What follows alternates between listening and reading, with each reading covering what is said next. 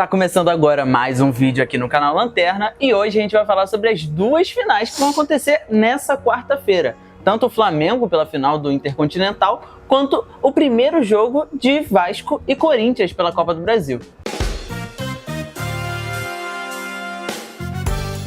Canal Lanterna. Bom, o Flamengo tem uma missão, não dá pra dizer que é impossível, porque a gente viu que o Botafogo conseguiu cumprir essa missão nesse meio de ano, né? Mas complicado porque é um adversário totalmente diferente do que foi o Pirâmides e foi o Cruz Azul. Agora, realmente, vai ser um jogo de Mundial, de Intercontinental, e vamos ver como é que o Flamengo vai sair, né? Os dois times estão praticamente com força máxima, só o PSG que tá sem o Hakimi, totalmente possível. Eu não diria que é maluquice o Flamengo ganhar esse jogo, não. Eu concordo com você. Vai ser um pouco diferente do que eu tinha dito naquele último vídeo que a gente lançou sobre o Intercontinental, que o PSG tava ali com algumas peças sem jogar e tal, mas aí o Dembélé já voltou, assumiu de novo a titularidade da ponta direita e tal, e só o Hakimi, que tá com aquela lesão no tornozelo esquerdo, não vai jogar o resto do ano, que já tá acabando, é verdade, mas talvez 2 semaninhas acaba o resto do ano. Mas é que a notícia foi essa, né, que ele não jogaria o mês de dezembro inteiro, talvez um pouco de janeiro, mas daqui a pouco ele volta. O que eu tenho a dizer sobre esse jogo?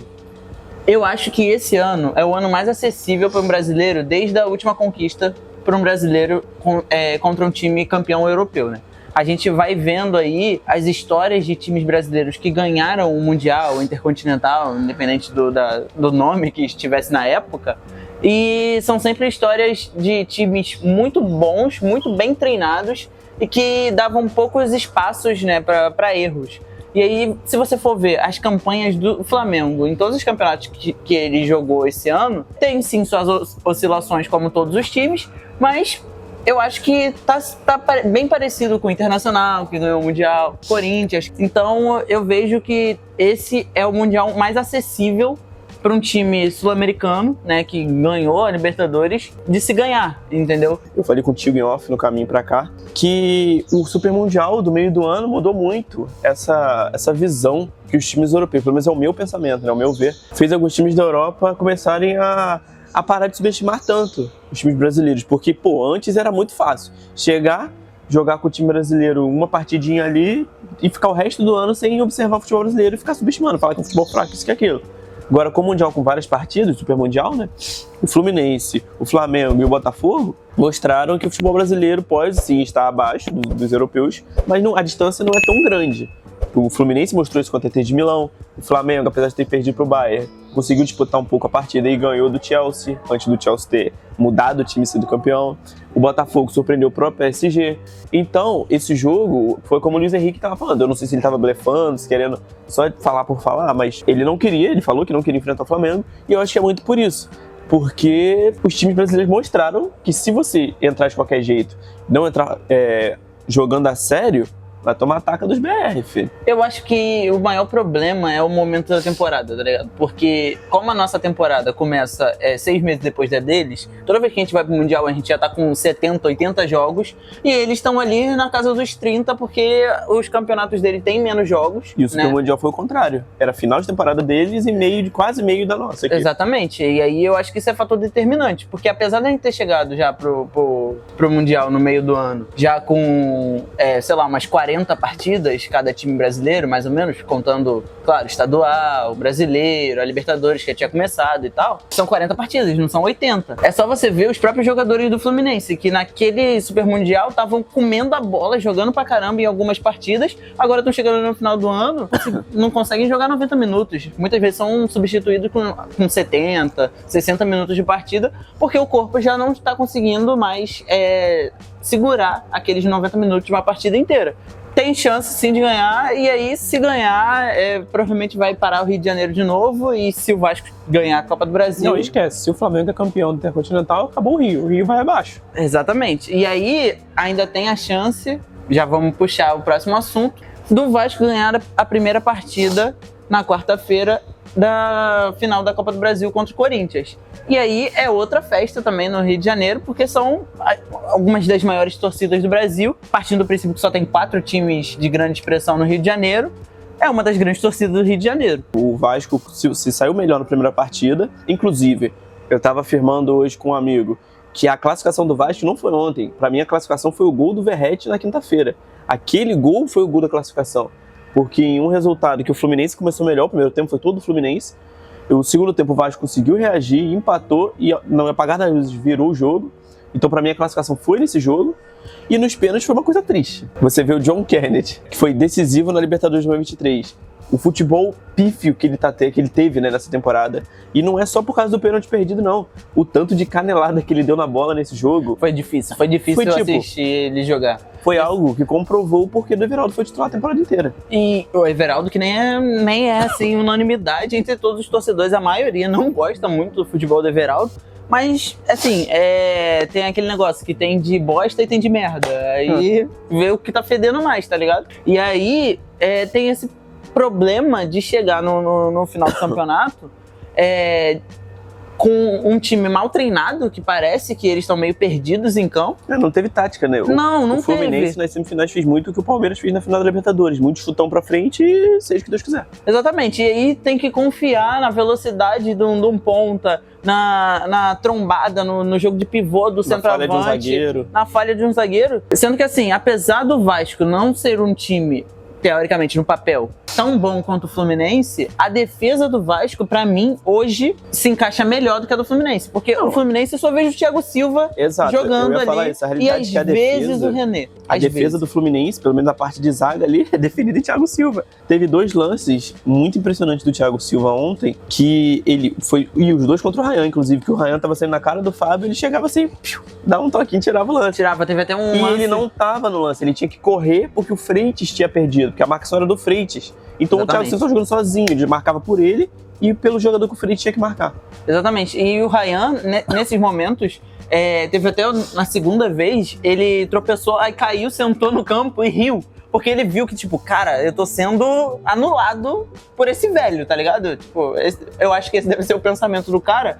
Quando você vê que tem 11 jogadores em campo e os 2 melhores da defesa do Fluminense têm mais de 40 anos, tá ligado?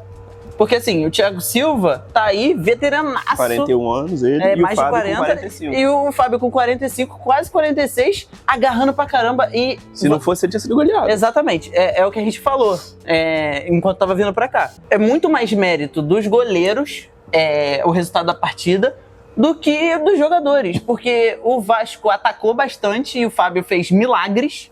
Pô, teve uma bola de falta do Ryan, que quase foi gol, ele pegou. Teve o ponto esquerdo do Vasco, que eu esqueci o nome agora, que é colombiano. O Andrés Gomes. Exatamente. Jogou muito, ele jogou muito. Que puxou pro meio, bateu, o Fábio foi buscar, ele tava sempre muito bem posicionado. E chegou no final da partida, depois de um gol contra, né, do Paulo Henrique, que para muitos foi o melhor lateral direito do Campeonato Brasileiro.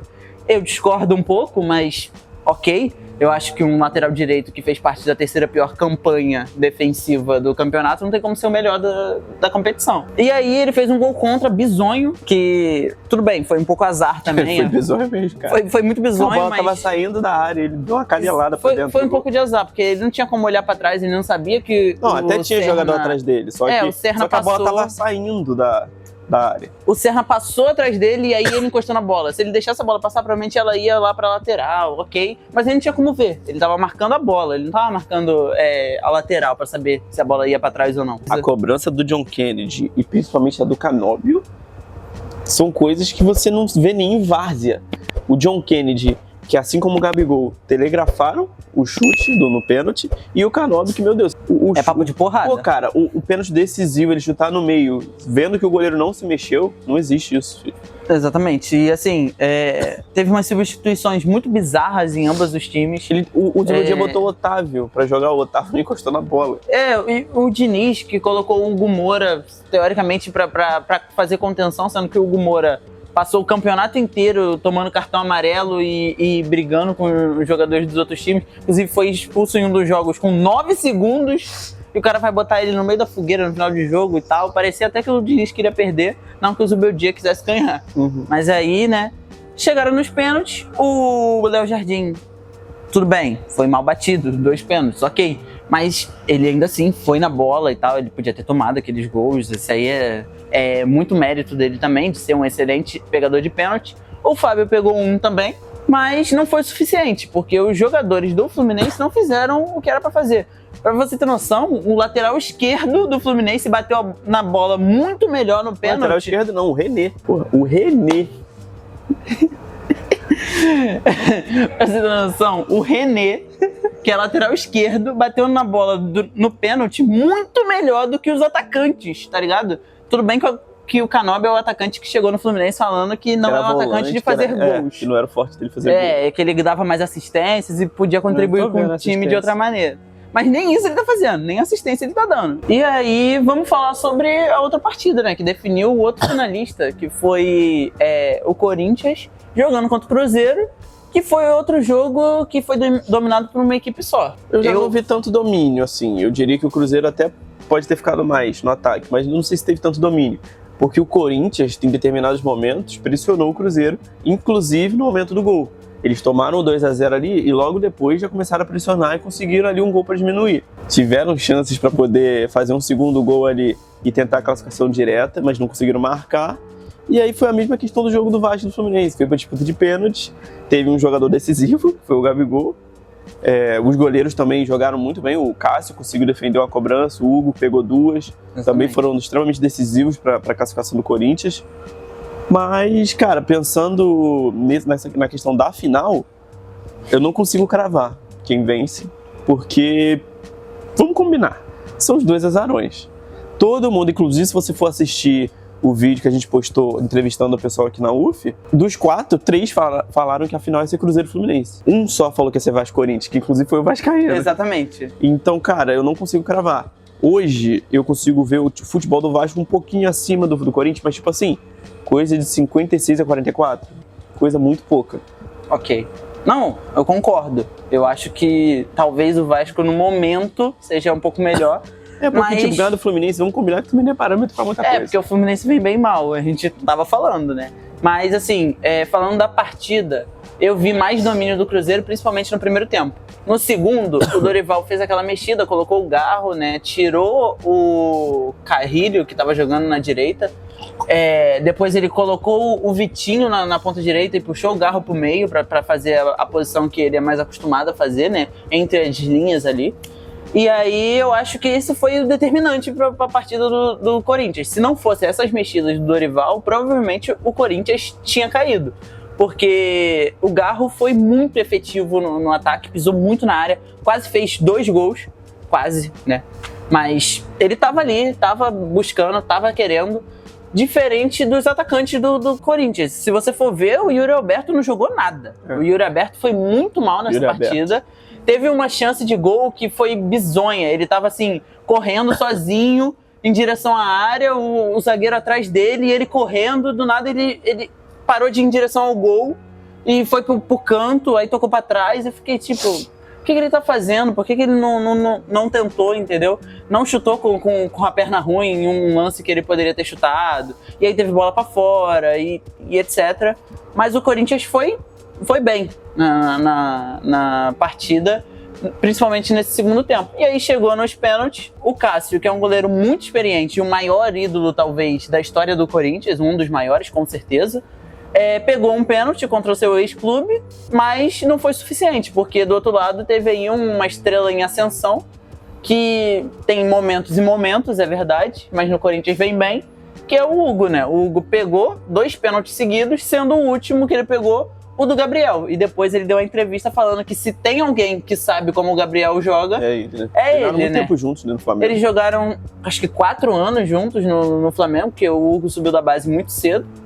Então, ele defendeu o pênalti do Gabigol, que eu trago aqui uma estatística, que quando ele estava no Flamengo, ele tinha quase 90% de acertos nos pênaltis. E agora que ele foi pro Cruzeiro, contando todas as cobranças, ele tem apenas 60%. Então, assim, é uma queda muito brusca em um período curto de tempo, né? Se você for parar pra pensar. Porque mesmo na fase ruim do final da passagem dele pelo Flamengo, ele ainda acertava um pênalti. Agora parece que tá mais complicado, né? Então é isso. Esse foi mais um vídeo aqui no canal. Muito obrigado a você que assiste o nosso conteúdo. Se você tá gostando do que a gente faz, você deixa a sua curtida aí embaixo, se inscreve no nosso canal pra gente aumentar ainda mais os nossos números, compartilha com todo mundo que você conhece e segue a gente nas outras redes sociais. Estamos em todas elas com @canal Lanterna. Canal Lanterna. Exatamente. Você sempre me corrige, eu sempre falo errado.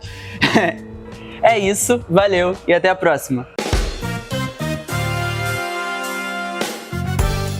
Canal Lanterna.